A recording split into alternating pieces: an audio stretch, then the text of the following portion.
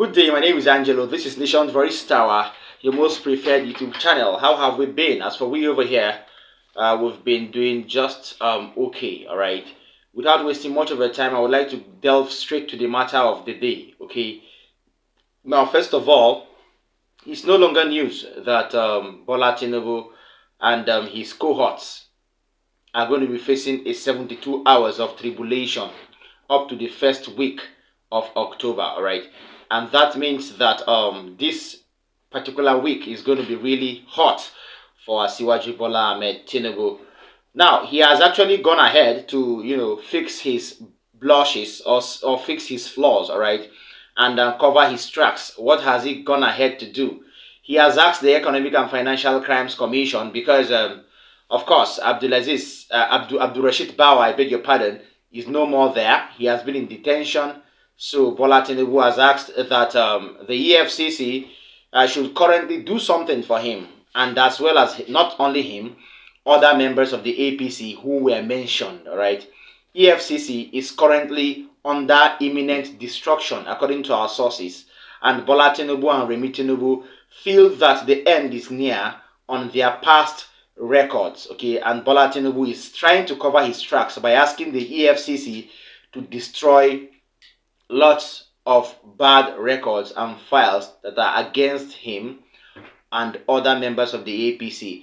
This is what I'm going to be revealing in this particular expose. Our sources gave us that particular update, and we have delved into the matter, and we have seen that it is something that is going on right now. Okay, lots of things are going on at this particular time, and I told you that I'm going to bring you updates as time goes on. Now, according to our sources, we were reliably informed, according to sources, that the suspended EFCC chairman, Abdul Rashid Bawa, who has been in custody since the 14th day of June 2023, is currently being incarcerated, all right, with no one allowed to see him, including his wife or his lawyers. Please pay attention. You will hear lots of revealing things in this particular expose. However, the currently acting chairman of the EFCC has been tasked and mandated to destroy all records belonging to the following people with immediate effect and alacrity.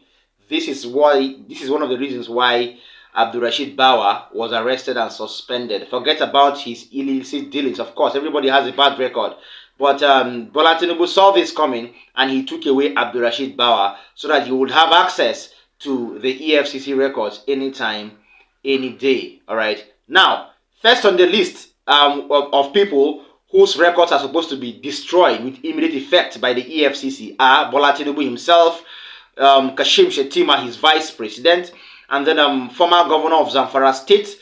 I'm talking about Bello Matawale, who is now the Minister of State for Defense, current Senate President Godswill Akpabio, and then current Lagos State Governor Babajide Sanwo-Olu, and then current Chief of Staff of the Federation, talking about Right Honorable Femi Gbadagbemila, and then former Governor of Ekiti State, Kayode Fayemi. I told you some times back that Kayode Fayemi is a very, very close ally of Bola Tinubu, and they have been in various heinous activities and illicit dealings together. Lastly, number 8 on that list is Mr. Babatunde Raji Fashola. Yes, these people are the names that have been given to the new EFCC acting boss to quickly mandated to quickly destroy all records belonging to these people, with immediate effect to avoid, bad records being traced back, because lots of cases are coming out now and nobody knows where the probe is going to come from. Bola Tinubu is trying to walk ahead of Nigerians. He's trying to walk ahead of the judiciary in US and delve into the records of the EFCC in case bad records or records from the EFCC are being asked after. So he wants himself to have a very clean record on the table of the Economic and Financial Crimes Commission. Now, not just that, the current acting EFCC boss has also been asked to dig all available existing or non-existing records of the following people to put them in trouble or indict them further. Number 1 on that list is the immediate past governor of Kaduna State. Oh, so sorry, Nasir El-Rufai. You have finally, been a victim of circumstance. All right, yeah, from your own people, the same wood that you brought into your house, the same wood has brought insects, and the same insects will eat your house up. I'm so sorry for Malam Nasir El-Rufai. Former governor of Zamfara State, Malam Abubakar Abdulaziz Yari, has also been is one of the people whose records have been asked to be dug out. Remember that Abdulaziz Yari wanted to vie for the Senate presidency, and he was so stubborn to Bola Tinubu sometime when Bola Tinubu gave him lots of missed calls on whether or not for him to, relinquish the seat of the Senate presidency or his ambition to become Senate president to Godswill Akpabio sometime 2 months ago. All right, the immediate past Senate president, Ahmad Lawan, has also been asked that his records should be dug out by all means, and most importantly, General Olusegun Obasanjo, his records have also been asked to be dug out by the EFCC. These people are in trouble, okay? So Tinibu wants to close his tracks and together with that of his cohorts and open up lots of files for lots of people, all right? However, Mr. Nuhu Ribadu, the current National Security Advisor, is mandated to supervise this process and ensure that they are carried out immediately, completed within the next 14 days, all right? There is a reason why they want this stuff, this particular operation completed within the next 14 days, all right? This is a precondition for the confirmation of Nuhu Ribadu as NSA, okay, which is understood wouldn't come anyway. All right, that is that. I hope you understood that particular update. So Bola Tinubu and his wife Remi Tinubu are fighting tooth and nail to see that they hide all their records with the Economic and Financial Crimes Commission, EFCC. So let's keep our fingers crossed, because lots of things will be coming out, lots of exposés will be coming out these few days, and you have to be very, very, very, vigilant and very mindful so that you will be able to have a grip on all this information as we avail them. Yes, secondly, Peter Obi has reacted to the saga involving the Chicago State University and Bola Ahmed Tinubu. Now, despite the fact that he did not advocate for certificate forgery amongst political leaders, but Peter Obi still has a very distinctive view over this whole thing. Please stay tuned for Peter Gregory Obi during the Independence Day yesterday, while he came on Arise News to, say what he knows and give admonishing, statements to people who are involved in certificate forgery, especially political leaders. You know who I'm talking about. Stay tuned. To the society. There's so many great people in the world who did not go to school. And I can tell you, America today, one of the highest, or I would say the greatest president America has ever had, is Abraham Lincoln. Abraham Lincoln did not go to a formal school. In fact, his entire education is less than 1 year formal education, because he came from a very extremely poor family. His education was by borrowing books and everything, which he did later. But he was able to show, if you read his history, show that he came from a very poor home and did not have formal education. He didn't have to say he read the PhD here or he did this one here, and then there's an argument like what we're having all over Nigeria today, which is bringing the credibility of our nation into question. If you come to the UK, one of the greatest prime ministers is Winston Churchill. Winston Churchill is known to have had a poor academic record. In fact, his academic record was very bad that his father had to enlist him in the army. Even when he went to take an exam to be able to be enlisted into the British military academy, he started 3 times before he could pass. Eventually, he became a prime minister, became a great prime minister. You go to the corporate world, the biggest company we have today in terms of market value is Apple. The founder is a dropout, a school dropout. His history shows that. The second biggest company is Microsoft. At least Apple today is about 2.9, if I'm right, about 2.9 trillion company, when African GDP is about 2.9. So it's about the same thing as African GDP. The second biggest company is Microsoft. Funded by Bill Gates. Bill Gates is a university dropout. It's written there. It's not, there's no question. The fourth richest person in the world, Larry Ellison, is a poor person.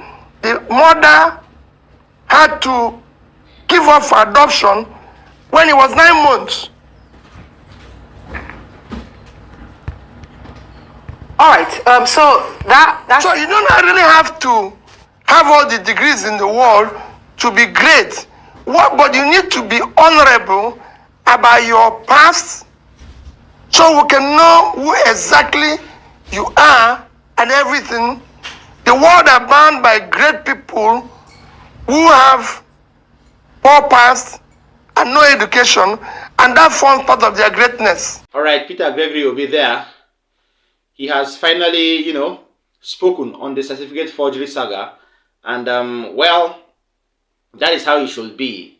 Okay, that is how it should be. Because if you are a leader, you must not really have a certificate. That's what he was trying to say. So why then why go to the extent of faking it? You must not have a certificate for you to really become a leader in Nigeria or anywhere in the world. Of course, there are lots of constitutions of different countries that govern, certificate acquisition. But you can just have, formal education and still be a good leader. So why go far to fake results? Bola Tinibu should take note of this.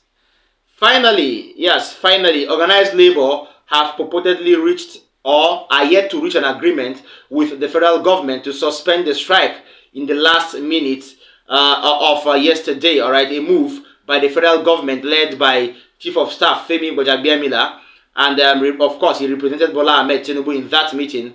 And it looks as if the organized labor have reached a sort of agreement with the federal government, although we don't know yet whether the impending strike will be called off or not, because the organized labor are yet to give us details about the meeting. But sources are saying that there are lots of things that were agreed in the meeting, but organized labor are yet to say yes to all the demands of the federal government. Please watch this video.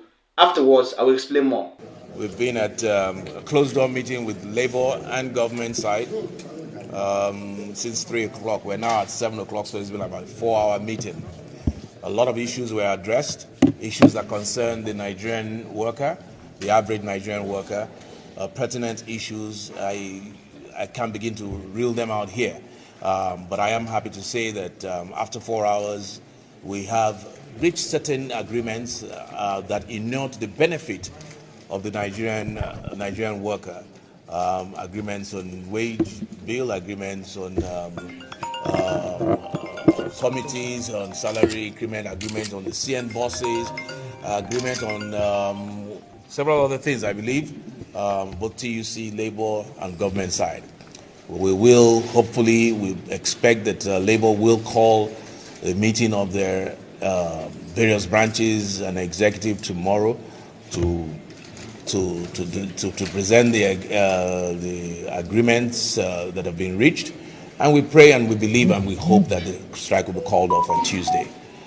So I want to once again thank Labour for taking time out on a good Sunday like this, when they should be with their families, to come and discuss in the interest of the workers. Thank you very much. All right, thank you so much for staying with us. I hope you enjoyed our update together. Finally, I would love to say on that the organized labor should try their best possible to approve, if at all they really see the importance of receiving the 25,000 naira increment on every average worker. All right, they should try their best to put things in place so that things will be actually working before the Supreme Court starts its ruling. Because if I'm going to look at this very, very well, it seems that Labour is trying to play a very, very fast one.